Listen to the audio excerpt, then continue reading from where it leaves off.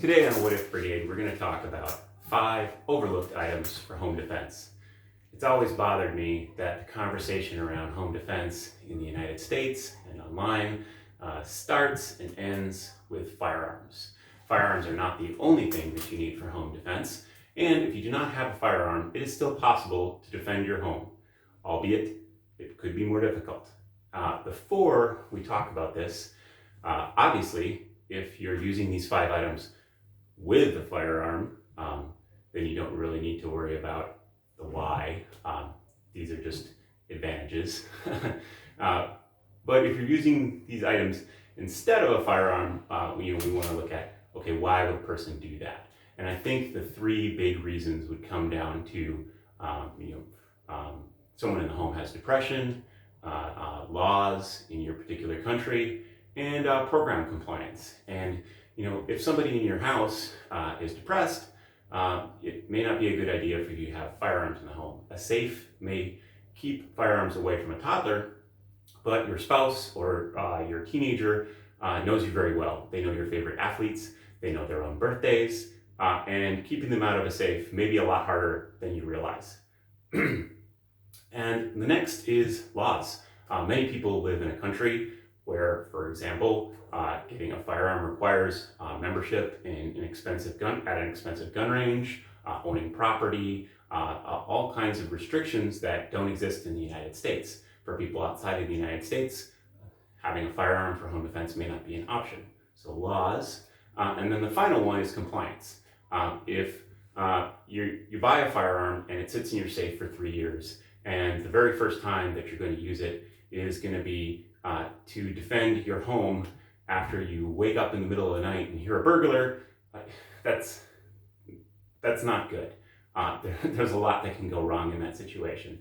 You need a home defense plan that fits your skills and abilities, and also is one that you can keep up for yourself. So as we look at these 5 things, we're going to look at mental health, we're going to look at laws, and we're going to look at compliance as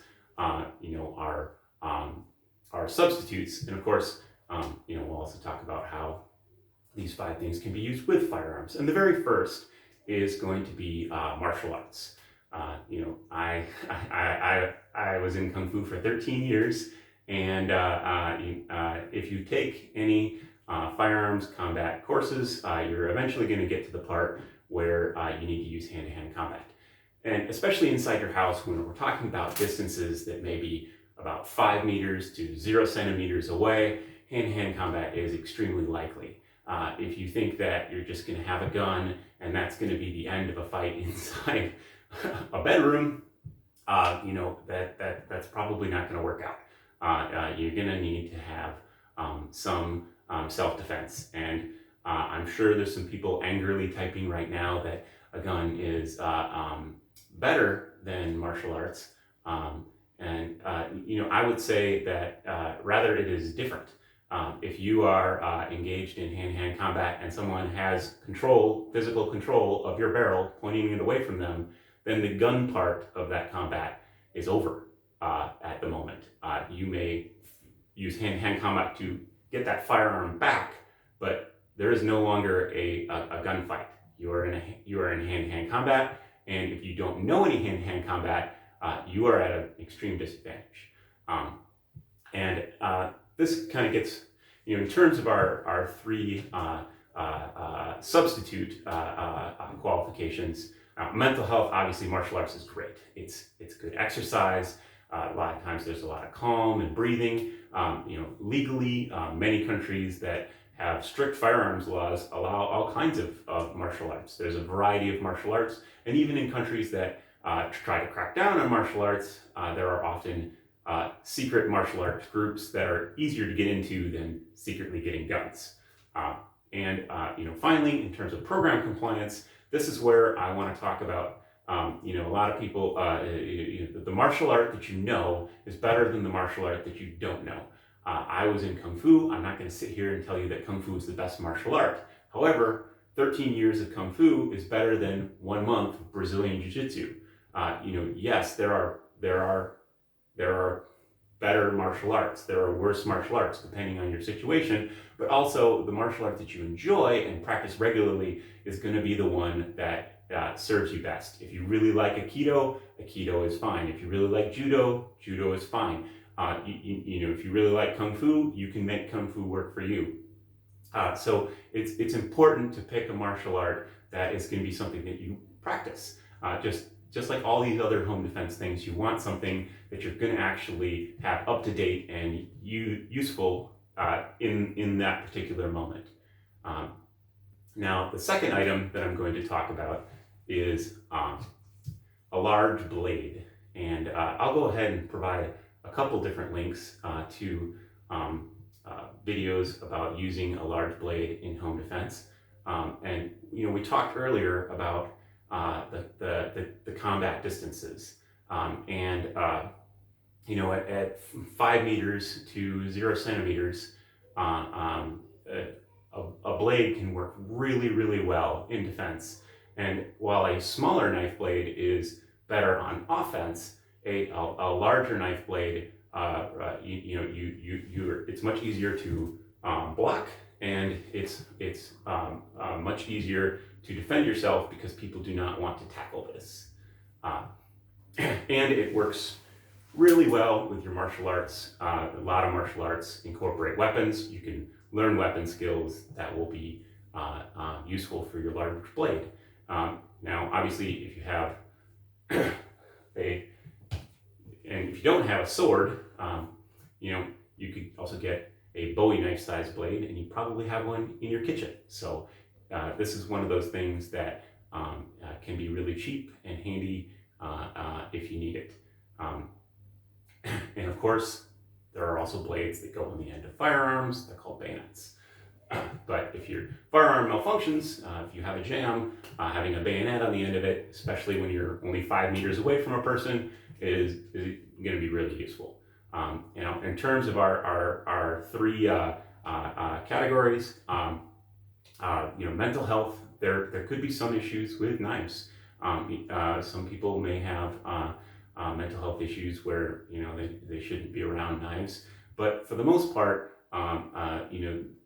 knives are kind of a built-in risk. Knives are in every kitchen, they're in every restaurant. You can go into a store and buy them. So,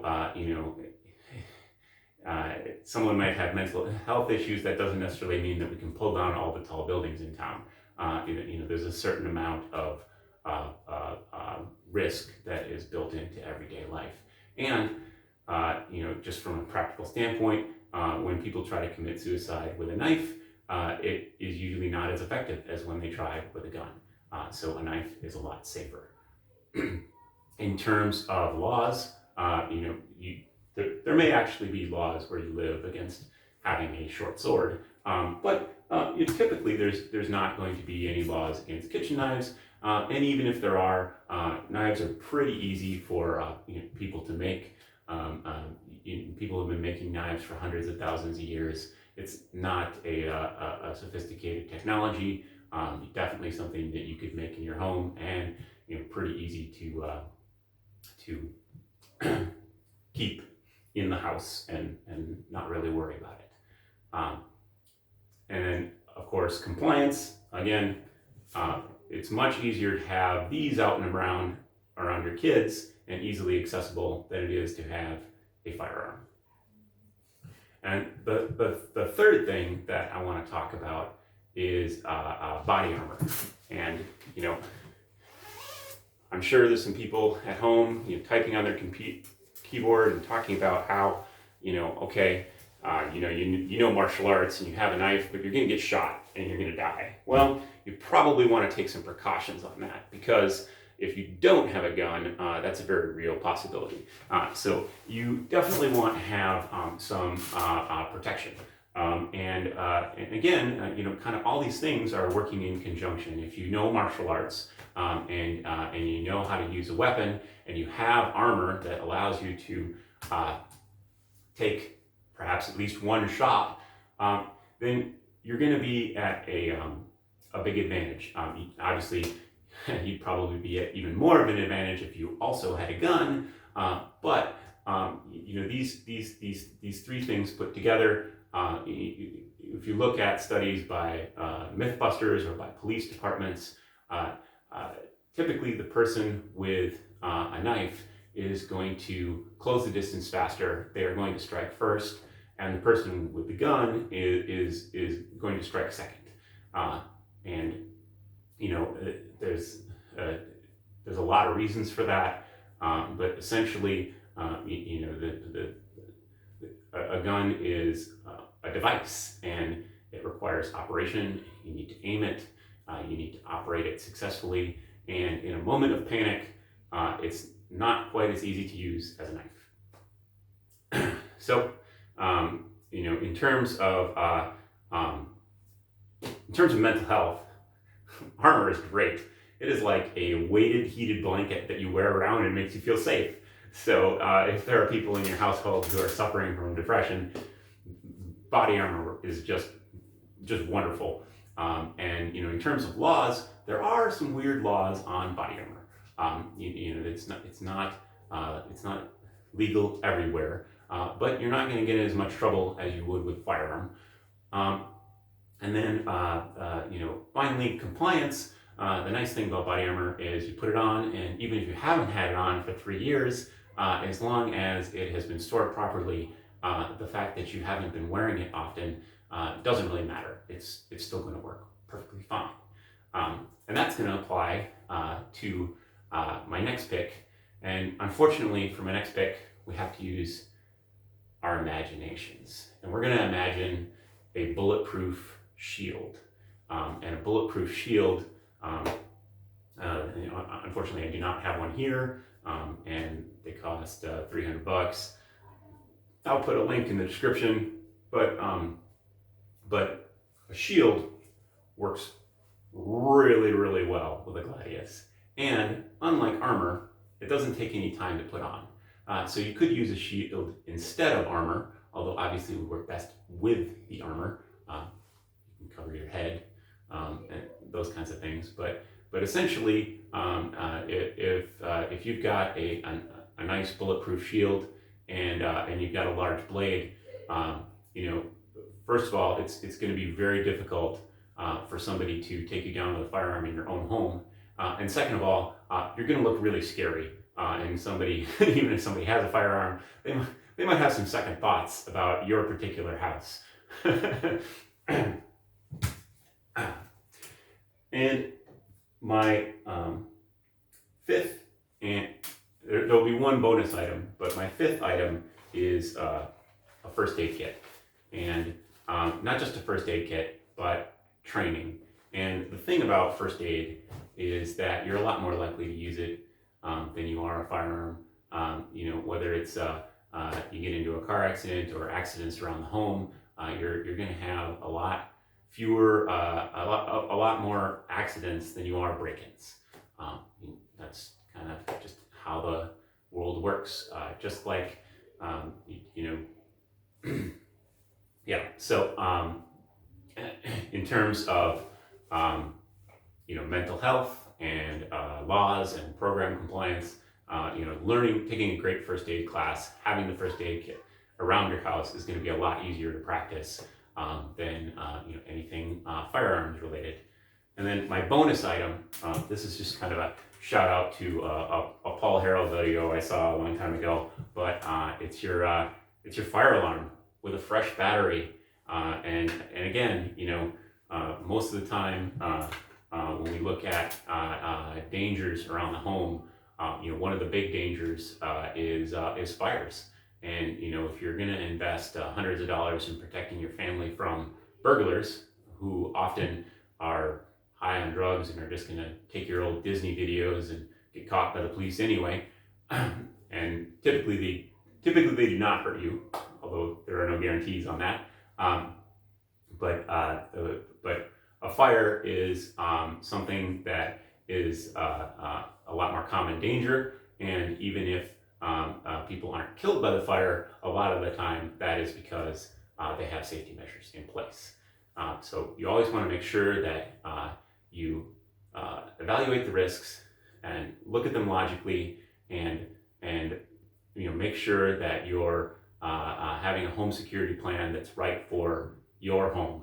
And three of the things that you do want to include in your home security plan are, of course, mental health and following the laws of your country and city or state, and then program compliance.